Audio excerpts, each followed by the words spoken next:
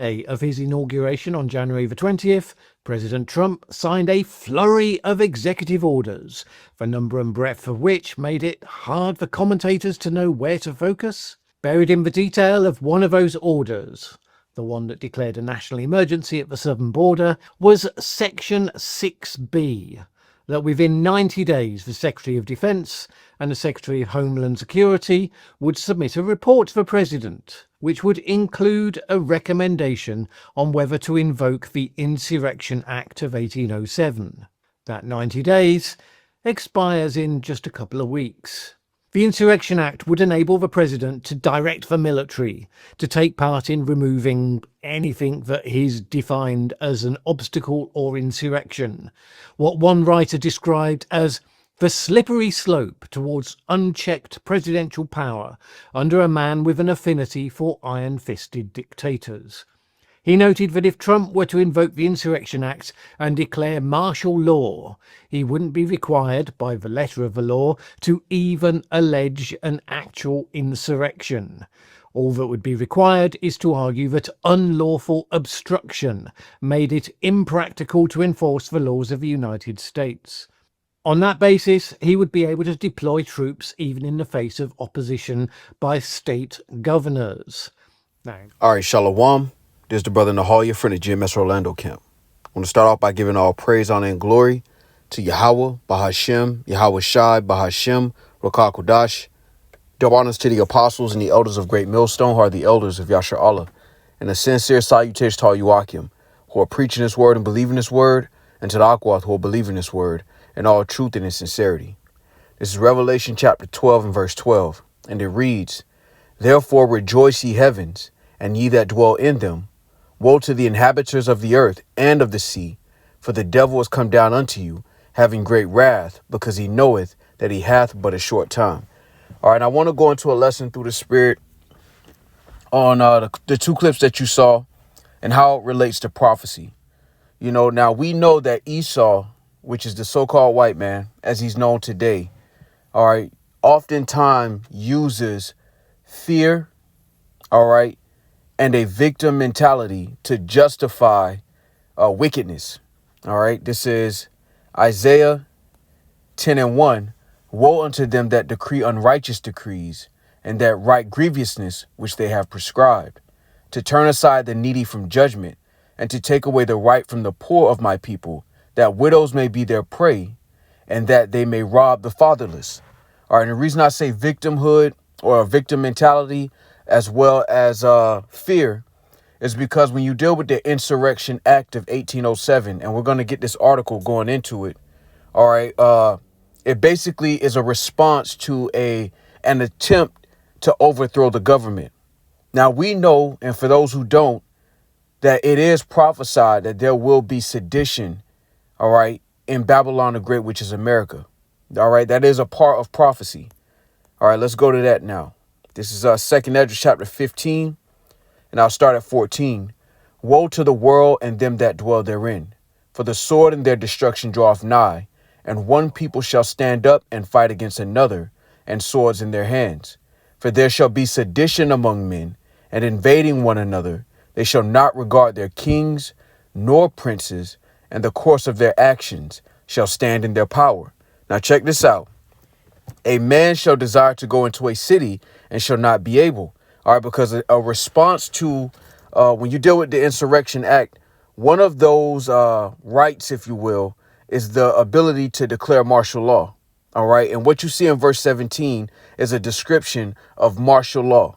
All right. Before those terms were invented, the Lord had already prophesied that this would happen. All right. Verse 18 reads, "For because of their pride, the city shall be troubled, the houses shall be destroyed, and men shall be afraid." All right. So we're in a time through the Spirit of prophecy, and we know that there will be certain signs that would let us know that we're close to the return of the one the world ignorantly calls Jesus, whose name is Yahweh Shai. All right, this is Matthew 24 and 3. "And as he sat upon the Mount of Olives, the disciples came unto him privately, saying, Tell us, when shall these things be? And what shall be the sign of thy coming, and of the end of the world? And Yahweh Shai answered and said unto them, Take heed that no man deceive you, for many shall come in my name, saying, I am Hamashiach, and shall deceive many. And ye shall hear of wars and rumors of wars. See that ye be not troubled. For all these things must come to pass, but the end is not yet. For nation shall rise against nation, and kingdom against kingdom, and there shall be famines and pestilences and earthquakes in diverse places. All these are the beginning of sorrows. All right, so we see all of these things starting to happen in the earth today. And these are key indicators that we're nearing that time. All right, as a matter of fact, this is 2nd Esdras, chapter 9, and verse 1. He answered me then and said, Measure thou the time diligently in itself, and when thou seest part of the signs pass, which I have told thee, then shalt thou understand that it is the very same time wherein the highest will begin to visit the world which he made. Therefore, when there shall be seen earthquakes and uproars of the people in the world, then shalt thou well understand that the Most High spake of those things from the days that were before thee, even from the beginning. All right, so we see all of this, beginning to play out, some more than others, but all of these things are a telltale sign of the end of Esau and the beginning of Jacob. All right. And since I paraphrased it, this is 2nd Esdras 6 and 9. For Esau is the end of the world, and Jacob is the beginning of it that followeth. All right. So we're entering into that time through the Spirit. All right. And that's why, we're going to go into this when you deal with the Insurrection Act of 1807. All right. And I got this article from app.com. All right. Osbury Park Press. And it says, is Trump declaring martial law? And what is the Insurrection Act of 1807? All right. And it's going to go into why this piece of legislation is starting to come up in the news more and more in these current weeks and the weeks to come, because it's going to say it. I'm going to just read it. It says, on Inauguration Day, President Donald Trump signed an executive order declaring a national emergency at the southern border. The order requires both the Secretary of Defense and the Secretary of Homeland Security to submit a report with an update on conditions at the border and recommendations on whether the invocation of the Insurrection Act might be necessary.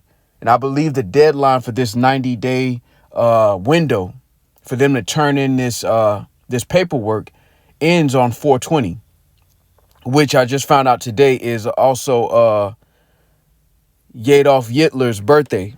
All right.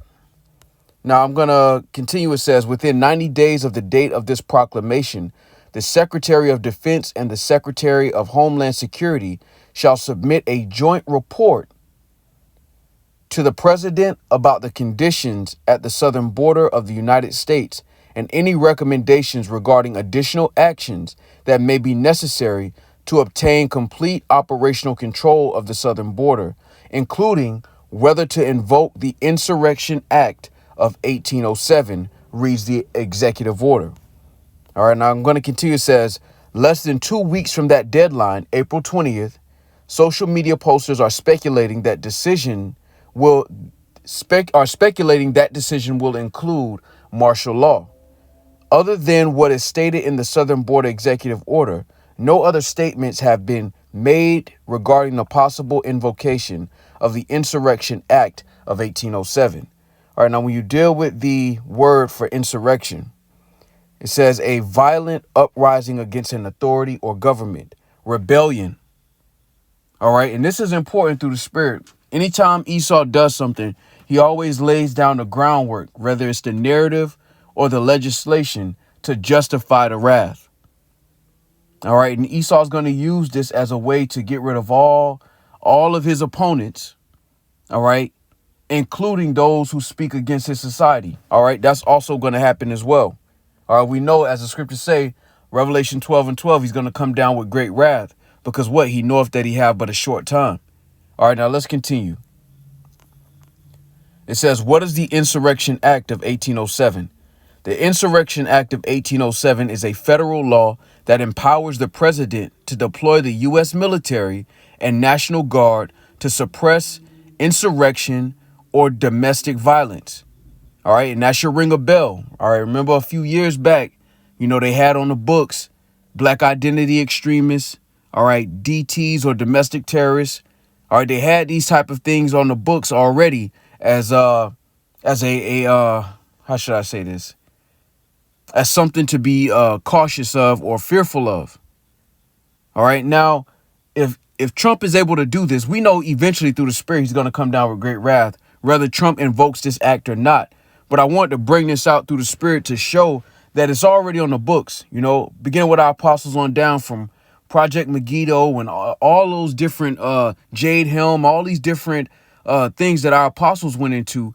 These things are put in the books and put in place, all right, until the Lord decides to allow this part of prophecy to play out. All right, now let's continue. It says Insurrection Act versus martial law. It says, just like with the Insurrection Act, martial law also involves the imposition of military control. The key difference is that military involvement through martial law is much broader. First, martial law applies broadly to the whole nation or large regions, whereas the Insurrection Act is typically invoked for localized unrest or rebellions, such as the 1992 Los Angeles riots. Second, under martial law, there is a broad suspension of civil rights and liberties, such as freedom of assembly, speech, and the right to a fair trial. Military commanders replace civilian authorities, and courts might be replaced by military tribunals. Now, what does that make you think of, right? Let's go here. This is Amos chapter 8 and verse 11. Behold, the days come, saith the Lord God, that I will send a famine in the land, not a famine of bread, nor a thirst for water, but of hearing the words of the Lord. And they shall wander from sea to sea, and from the north even to the east. They shall run to and fro to seek the word of the Lord, and shall not find it. And this is beautiful, right? Because, we understand through the spirit that the Lord said, what? Knowledge and wisdom shall be the stability of thy times. Or that the Lord will raise up, make a man more precious than fine gold. And that's talking about a man of the Lord. Because if Esau is able to invoke an act like this, all right, eventually the Lord's going to use all of these tools to bring about a famine of the word. All right. And it's going to be hard to have or find access if you don't already have access to a man of the Lord. And that's going to be the Lord's doing first and foremost. Esau is nothing more than a tool. Everything that he's written on the books is just the Lord putting the spirit on him to do certain things. All right. To bring about prophecy. All right. This is Proverbs 21:1. The king's heart is in the hand of the Lord, as the rivers of water. He turneth it whithersoever he will. So the Lord could put the spirit on Trump to go ahead and invoke it. But either way, through the spirit, we know according to prophecy, these things are going to happen. All right. And Esau coming down with great wrath is both going to create that famine of the word. It's going to create that persecution. All right. And ultimately, it's going to be a tool that the Lord uses to judge his people. Because Esau, the so-called white man, is going to come down heavy on you Negroes, Latinos, and Native Americans. That's why even now, if you think about it, the internet is full of seeing what Jake calls YNs or young niggas. Allowing them to wear shiesty mask everywhere they go. Why do you think Esau allows that to play out like that? To keep that threat or what seems to be a threat around. All right. And them niggas is a threat, to the wicked, but Esau keeps that around to keep that fear going. So when he does come down with great wrath, the masses are going to say that he's justified. All right. That's going to be the argument, that he's justified in doing what he's doing because of the obvious threat. All right. You have to remember the apostles. All right. The scholars speculate that the real or the majority of the reason for them being put to death was sedition. That's what the scholars speculate. And it makes sense because Rome, ancient Rome, used to come down hard on anybody who would threaten the authority of Rome, because they had a lot of vassal states where they were enforcing their law, but they weren't the majority in those states. So they had to enforce that law with strength. All right. So all of these laws and all these things that the Lord has happening is the Lord putting pieces in place because these major prophecies have to play out. Sedition is going to play out. All right. Matter of fact, this is Isaiah 19, and I'm going to start at the top and then jump down. Isaiah 19:1, the burden of Egypt. Behold, the Lord rideth upon a swift cloud, and shall come into Egypt, and the idols of Egypt shall be moved at his presence, and the heart of Egypt shall melt in the midst of it. All right, now this is going into, when you deal with this, all right, Babylon the Great, which is America, is also known, all right, through the spirit as Egypt. And we're going to get there. Revelation 11:8, and their dead bodies shall lie in the street of the great city, which spiritually is called Sodom and Egypt, where also our Lord was crucified. All right. And why is it called Egypt? Because Egypt was a place of bondage for the Israelites. Remember, the scriptures are centered on Israel. So that's why the Lord said, what this is spiritually Sodom and Egypt. Sodom for obvious reasons, and Egypt because this is a house of bondage for you Negroes, Latinos, and Native Americans. It's Exodus 20:2. I am the Lord thy God, which have brought thee out of the land of Egypt, out of the house of bondage. All right. So what is the Lord saying concerning this spiritual Egypt and Sodom? All right. Let's go to Isaiah 19:2. And I will set the Egyptians against the Egyptians, and they shall fight every one against his brother, and every one against his neighbor, city against city, and kingdom against kingdom. And the spirit of Egypt shall fail in the midst thereof, and I will destroy the counsel thereof, and they shall seek to the idols, and to the charmers, and to them that have familiar spirits, and to the wizards. All right, so this topic of the Insurrection Act of 1807 being news as of recent is because Trump gave his officers, so to speak, a charge to spend the next 90 days determining, all right, if it's necessary to bring out that act. All right, matter of fact, let's go back to this article. I think it's a little bit more. Yeah, that was it on that. But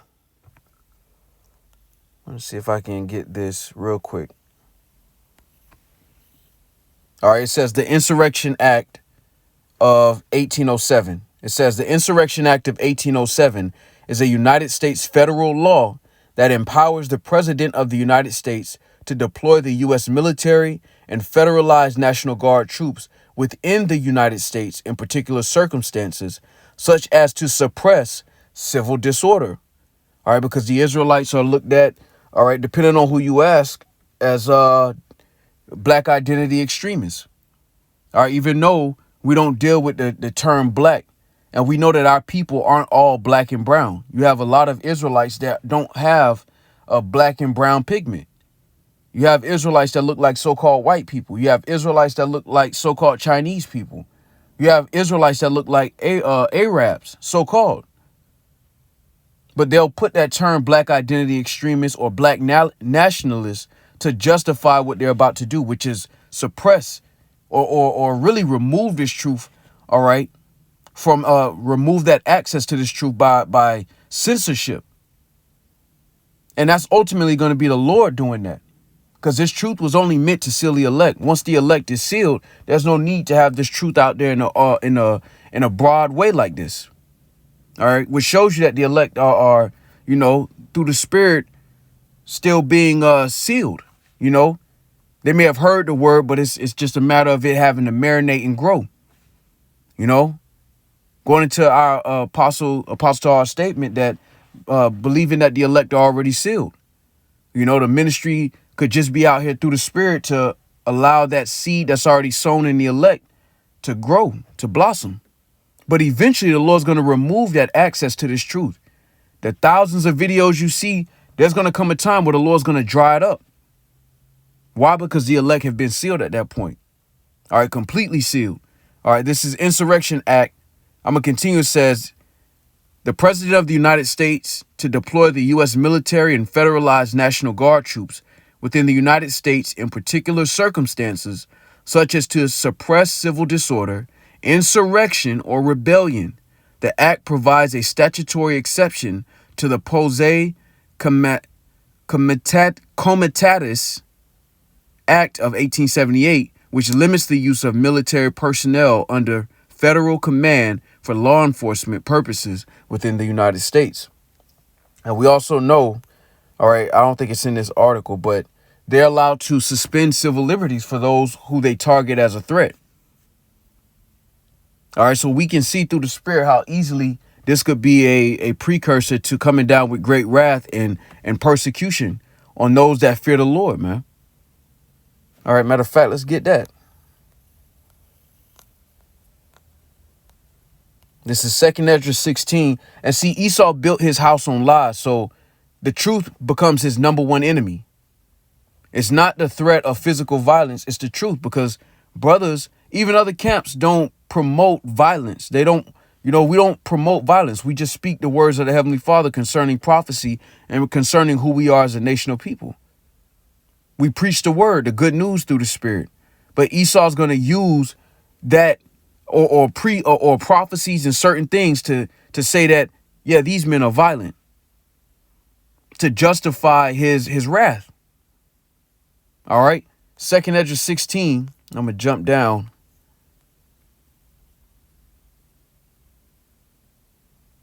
Yeah, let me jump down to 71. All right. And it reads, you know what? Let's start up. Verse 68 reads, for behold, the burning wrath of a great multitude is kindled over you, and they shall take away certain of you, and feed you, being idle, with things offered unto idols. And they that consent unto them shall be had in derision and in reproach, and trodden under foot. For there shall be in every place and in the next cities a great insurrection upon those that fear the Lord. They shall be like madmen, sparing none, but still spoiling and destroying those that fear the Lord. For they shall waste and take away their goods and cast them out of their houses. Then shall they be known who are my chosen, and they shall be tried as the gold in the fire. Hear, O ye my beloved, saith the Lord. Behold, the days of trouble are at hand, but I will deliver you from the same. Be ye not afraid, neither doubt, for Yahweh Shai is your guide. So even though we know these things are coming, through the spirit, we have no fear of the circumstance. We fear the Lord. And what did the Lord say? He said he would deliver us. Lord willing, we be a part of that number.